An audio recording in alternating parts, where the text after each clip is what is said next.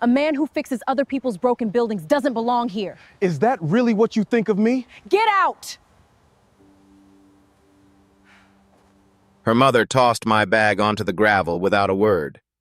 Colton Reese slid into my seat and smiled like he'd already won something. I watched their SUV roll toward the security booth. The guard scanned the guest list.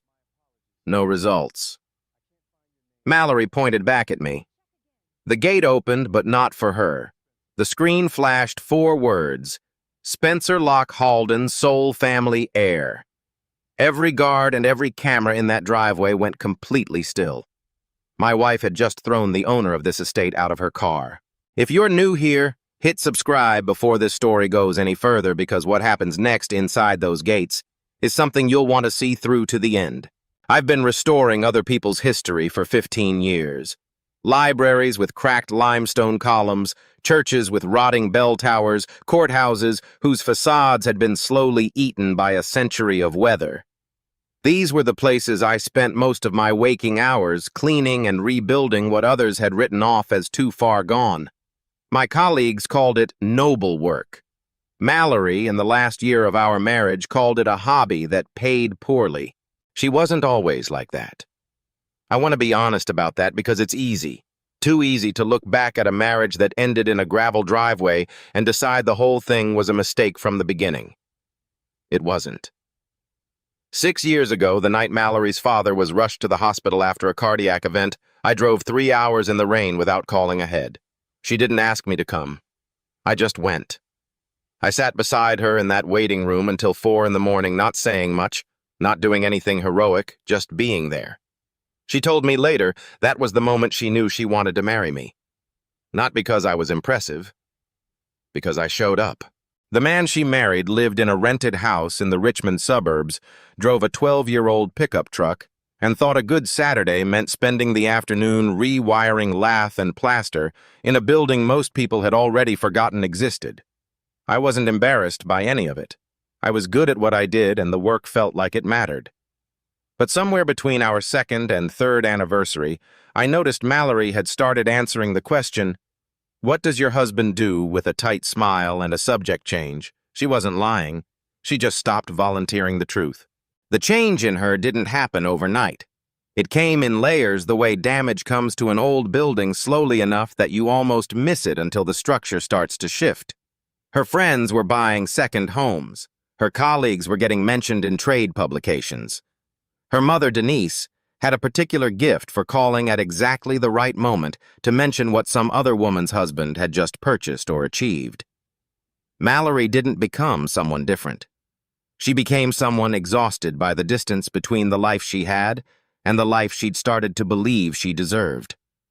I watched it happen and told myself it was a phase. I was wrong about that. What Mallory never knew, what almost no one knew, was that my last name wasn't the whole truth of who I was. I was born Spencer Halden. When I was 8 years old, 2 men tried to take me from my school parking lot. They were caught before they got far, but my father never forgot it. That same week, he made a decision I would carry my mother's surname Locke from that point forward. I would not appear in any public records connected to the Halden family, and I would be raised to understand the value of a life built by your own hands rather than inherited by accident of birth. My mother passed when I was 11, and the name she had given me became the only thing of hers I carried into adulthood. Theodore Halden was not a man who appeared on magazine covers or gave interviews to financial journalists.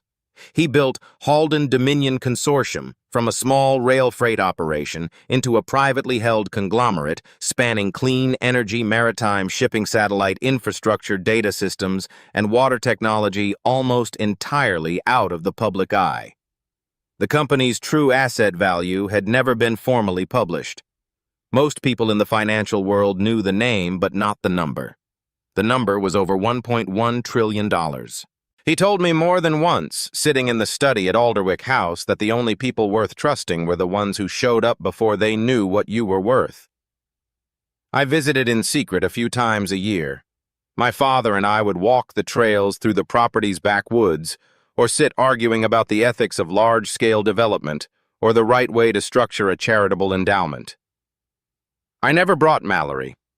Not because I didn't want her to know the truth I'd thought about telling her dozens of times, but because every time I came close to the conversation, something would happen that made me pull back. A dinner party where she laughed too loudly at a joke made at the expense of someone who couldn't afford to be in the room. A comment about a colleague's husband who'd apparently wasted his potential going into public school teaching.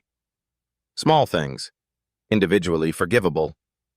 Together they formed a pattern I didn't know how to trust.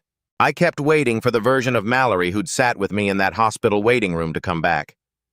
I think I was still waiting when she met Colton Reese. She told me it started at a networking event.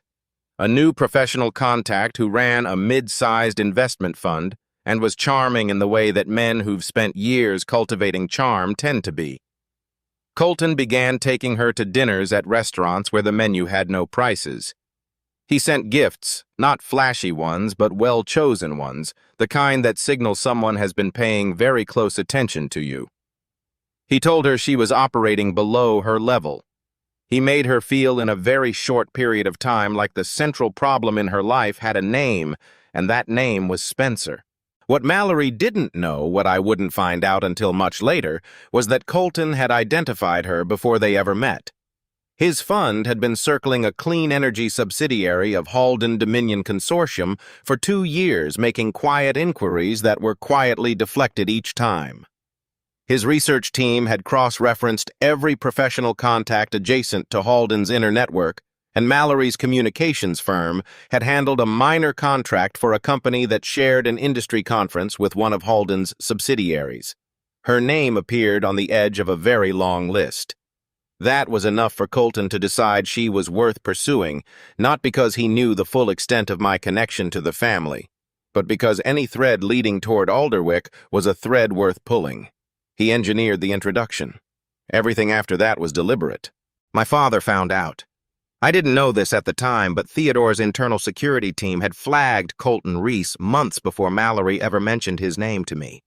When his analysts connected Mallory to the situation, my father didn't call me. Instead, he asked Cecilia Frost, his longtime legal director, to document everything and store it on an offline drive. He told her that if something happened to him before the situation resolved itself, she would know what to do with the material. He didn't want me reacting from anger. He wanted me to see the truth clearly with everything I needed already in hand. That was how my father operated. He didn't warn you a storm was coming. He quietly made sure you already had shelter before it arrived. I didn't know any of that when Cecilia called me on a Tuesday morning in October to say my father had suffered a stroke at Alderwick House and hadn't survived it. I sat in my truck in the parking lot of a church I was supposed to be inspecting that day and didn't move for a long time. Whatever complicated grief I'd been quietly carrying for years, the loneliness of loving a father I couldn't publicly acknowledge collapsed in on itself all at once. Mallory came home to find me at the kitchen table. I told her I'd lost someone important and that I needed to attend a private memorial service at a property called Alderwick House in Ravenport, Virginia. She asked if she could come. I should have said no, but I was grieving and not thinking clearly, and some part of me that still wanted to believe in the marriage said yes. She didn't ask who had died. She asked what the guest list would look like. The morning of the service, Mallory hired an SUV. She was dressed in black that read more like fashion than mourning. Her mother, Denise, sat in the back seat with the settled confidence of someone who had already decided this day was an opportunity. Colton sat beside her, jacket pressed, expression composed. I rode in the passenger seat and watched the Virginia hills pass and thought about the last phone call I'd had with my father 3 weeks earlier. Unremarkable about a drainage project on the eastern edge of the property. I hadn't known it would be the last one. No one in that car asked how I was doing. Mallory and Colton talked in low voices about the people they planned to approach at the service. Denise made a comment about the property being well maintained as though she were a prospective buyer assessing its resale value. I said nothing. I watched the iron gates of Alderwick appear at the end of the long approach road and felt something tighten in my chest that had nothing to do with the people sitting behind me. Then Mallory stopped the car. She turned to me with the expression I'd come to recognize in the last year of our marriage, calm on the surface, something harder underneath, and told me she needed me to switch seats with Colton. She wanted them to enter together.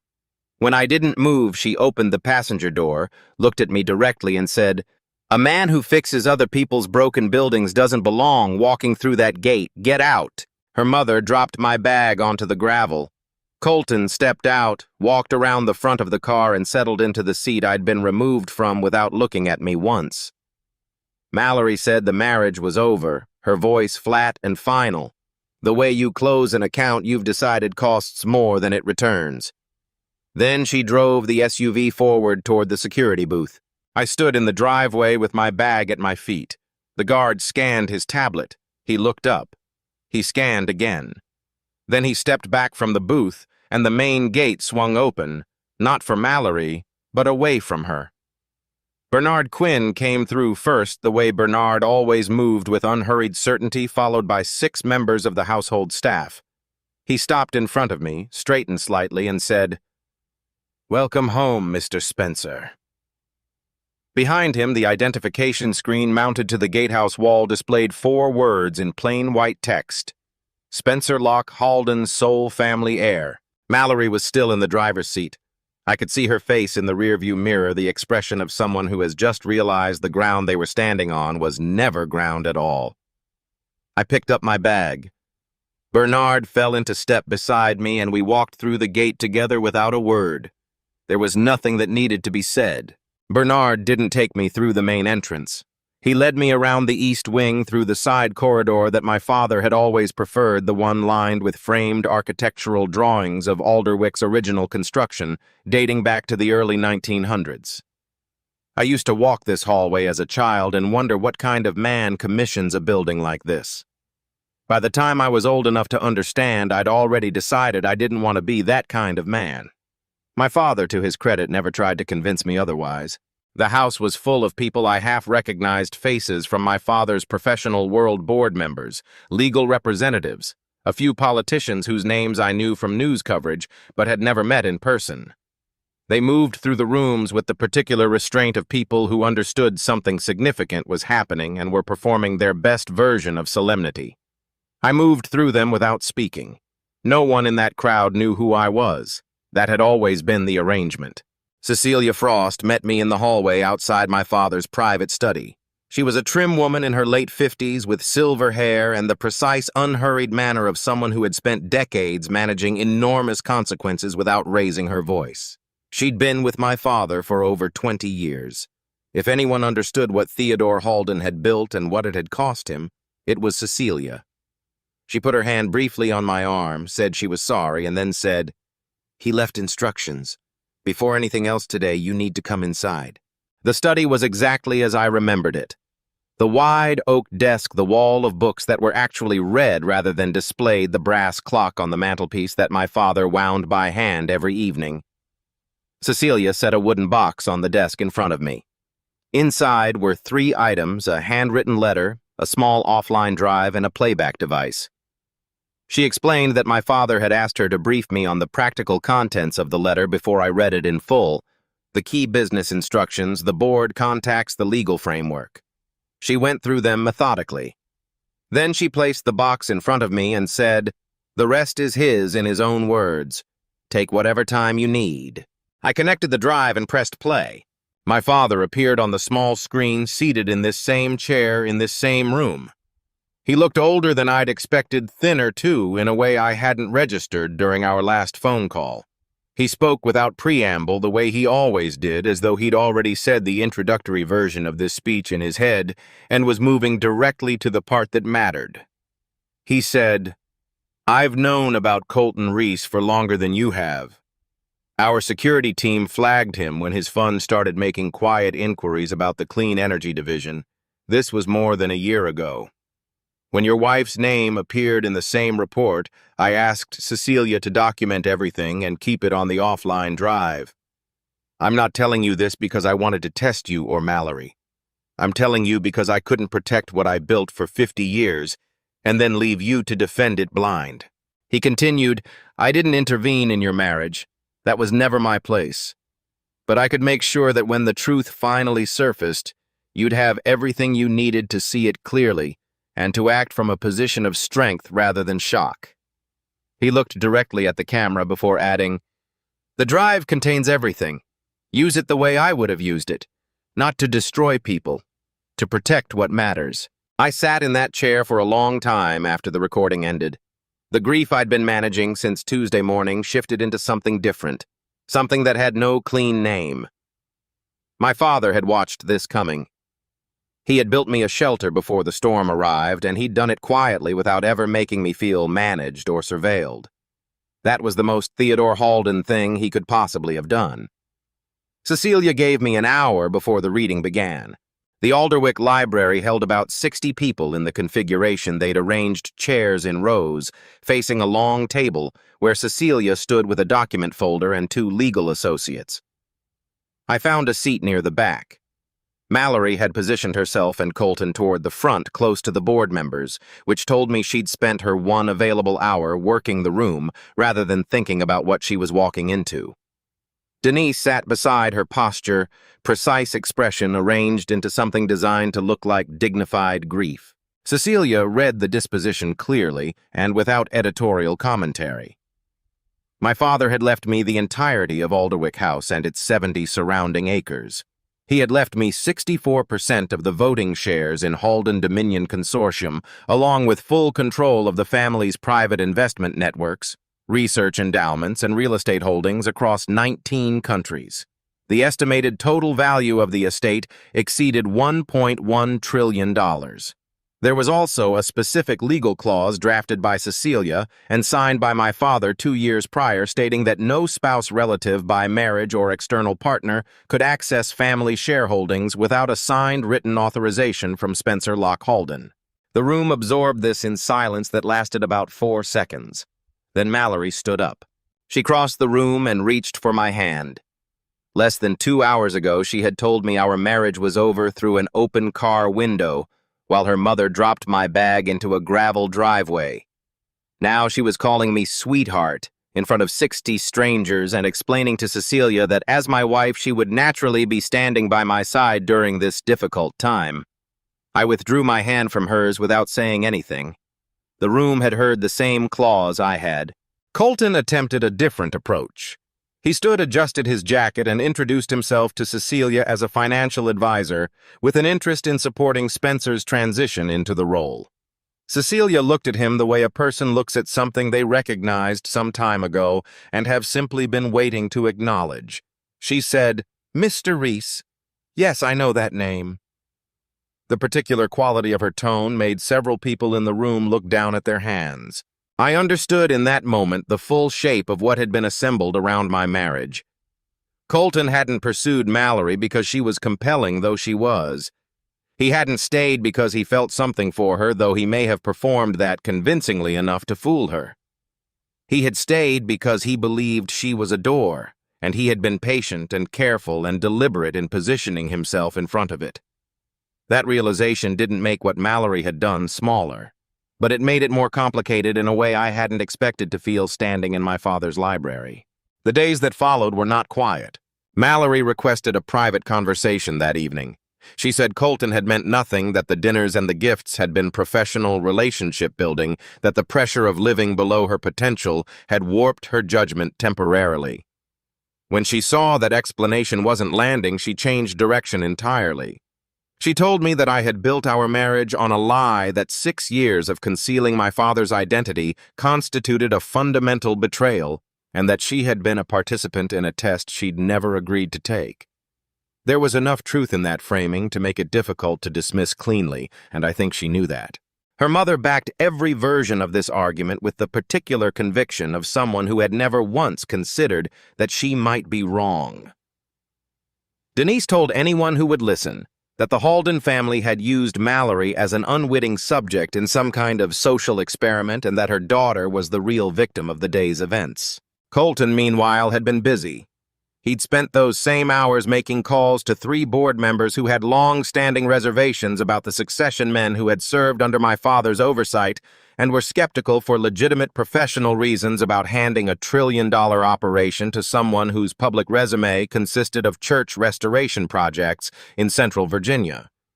He also reached Mallory's laptop through means that became clear, later extracted several documents from the estate's preliminary transfer files, and altered specific passages to suggest the Halden family had been surveilling Mallory as part of a deliberate campaign against her. Those altered documents reached 3 journalists the following morning. Mallory's legal team filed a court motion requesting a temporary freeze on my ability to exercise voting rights while her claim was under review. A judge granted a limited version of the order by that afternoon. Colton moved quickly into the space that created presenting the board with a proposed sale of Halden Dominion's clean energy division to an investment consortium that, as Cecilia would later confirm, he controlled through a series of shell arrangements. 2 board members signaled they were open to the discussion. Then the footage from the Alderwick gatehouse leaked online. The clip was 40 seconds long. Mallory opening the passenger door, the bag hitting the gravel. Colton taking my seat, the screen flashing my name. By the following morning, it had been viewed more than 40 million times. Talk shows debated whether I was a wronged husband or a manipulative billionaire who'd let his wife embarrass herself for the optics. The story had escaped every room it had started in and was now public property that no one was managing correctly, least of all me.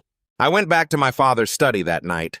I took the brass clock off the mantelpiece and held it for a while the way I used to watch him hold it when he was working through something difficult. Then I set it down and told Cecilia, who was still at her desk in the adjoining room, that I wasn't sure Theodore had chosen the right person. A man who spent his career rebuilding structures that other people had abandoned was now supposed to govern a global conglomerate while a court order restricted his authority. A board ally was engineering the sale of a core division. His wife was casting herself as a victim in a story the whole world was watching, and a 40-second video was being analyzed by strangers who had never set foot in this county. I told Cecilia I was considering stepping back from the succession entirely. She looked at me for a long moment, then said, "You've heard the summary. Now read all of it, every word he wrote." She set the handwritten letter from the wooden box on the desk in front of me. Then she left the room and closed the door behind her. I opened the letter and began to read. My father's handwriting was smaller than I remembered. He'd always written in a compressed, deliberate hand, the kind that suggested every word had been chosen before the pen touched the paper. The letter was 4 pages front and back, and I read it twice before I put it down. Most of it was practical. Instructions about specific board relationships, notes on the clean energy division's long-term structure, a list of the 3 people within the consortium he trusted without reservation. But toward the end, there was a paragraph that had nothing to do with business. He wrote, "There will be a moment when you have everything you need to ruin them completely. The evidence will be in your hands, the platform will be yours, and the temptation will feel like justice. I need you to understand that it isn't. If you use what I've left you to punish Mallory and Colton in front of the world, you will become exactly the man they've been describing. Cold calculated, willing to destroy people to protect your position. That's not what I built this for. And it's not who your mother raised." He'd underlined the last sentence. I set the letter down and looked at the offline drive for a long time. Then I picked up the clock, wound it, the way I'd watched my father wind it 100 times, and put it back on the mantelpiece. I went to find Cecilia. She was still at her desk. I told her I wasn't stepping back. I told her I needed to go through everything on that drive, all of it, and that I wanted the board meeting moved to the following morning. She looked at me without surprise, as though this were the conclusion she'd been waiting for me to reach on my own timeline. She said, "I'll make the calls." We spent the rest of that night going through the contents of the offline drive together. The documentation was thorough in the way that only a man with 20 years of institutional resources and a very particular concern could make it. There were communication logs, transaction records, and a series of emails between Colton and two board members that laid out in plain business language the structure of the proposed sale and the specific conditions under which each party would benefit.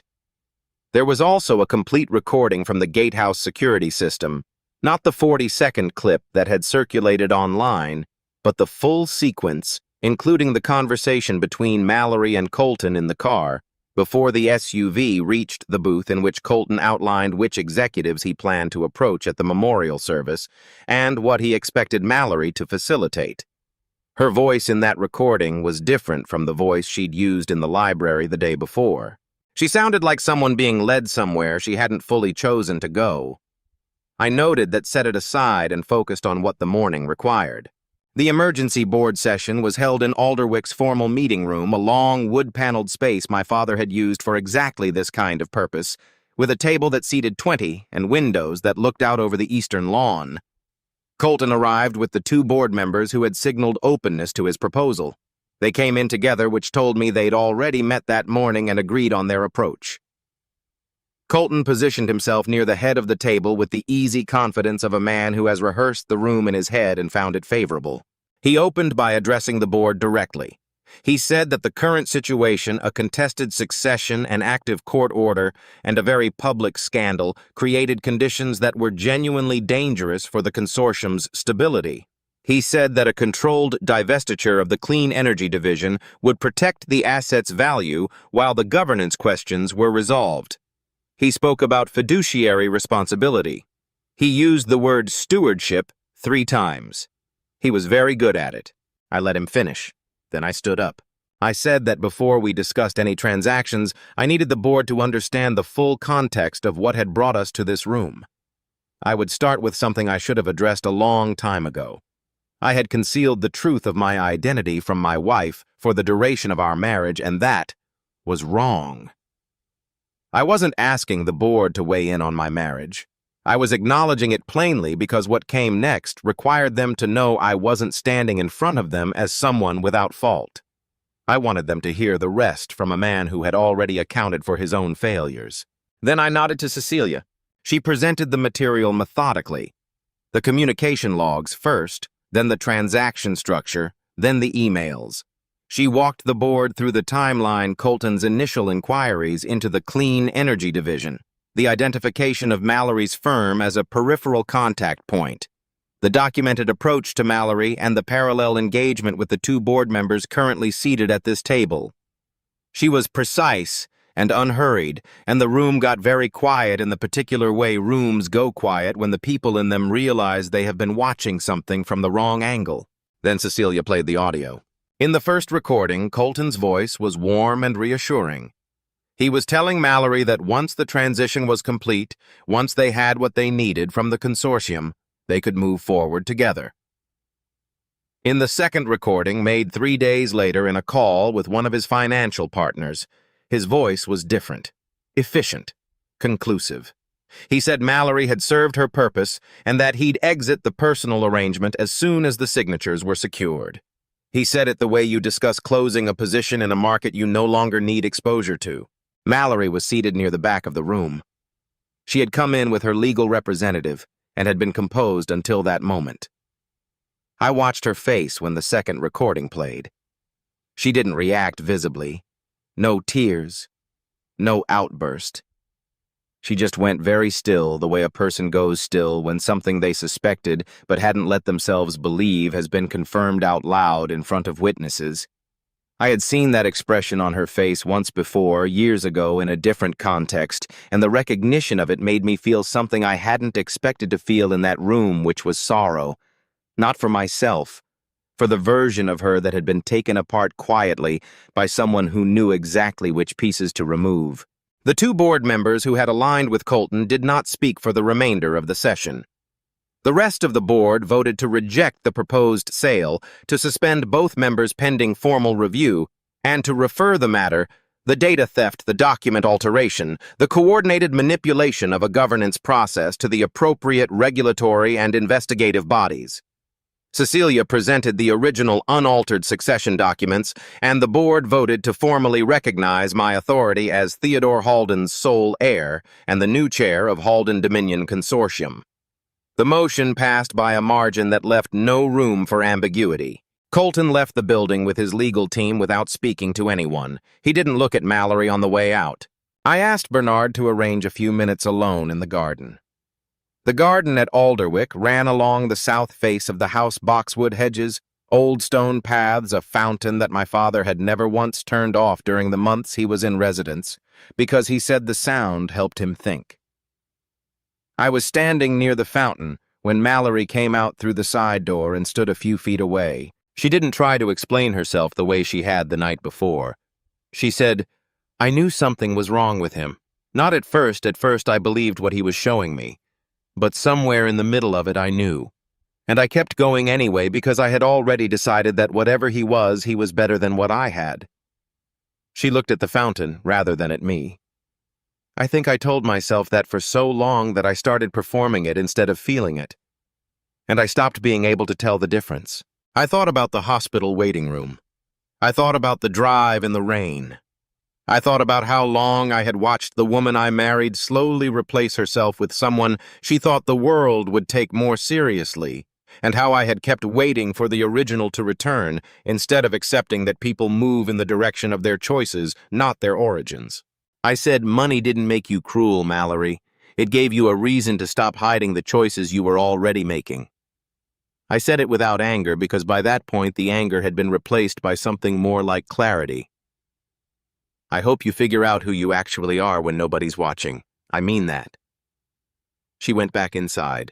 I did not use what I had to take anything from her beyond what was right. The divorce proceeded on the terms the law required. She received what she was entitled to from our shared life, not a dollar more and not a dollar less. She did not receive access to the Halden estate or its holdings. Colton faced a federal investigation for securities manipulation, data theft, and coordinated fraud. The partners who had spoken warmly about him at industry events released statements distancing themselves within 72 hours. Denise discovered that the social circles she had spent years leveraging were no longer open to her. The women she had cultivated all knew she was the one who had dropped the bag. None of them lost everything because I decided to destroy them. They lost what they had been reaching for because they had built towards something that was never real, and when the structure underneath it gave way, there was nothing left to hold. The board stabilized over the following months with a steadiness that surprised people who had expected a prolonged power struggle. I came to every meeting prepared. I asked the questions that the reports raised rather than the questions designed to signal authority. I made decisions based on documents, not the pressure of the room. 3 months in, Cecilia said across the desk, "Your father spent 10 years earning this board's trust. You did it in 90 days. I told her my father had done the harder work by making sure I understood what trust was actually for before I was ever in a position to need it. I kept the house in Richmond. I still went back on weekends, still took on restoration projects when the scope was right.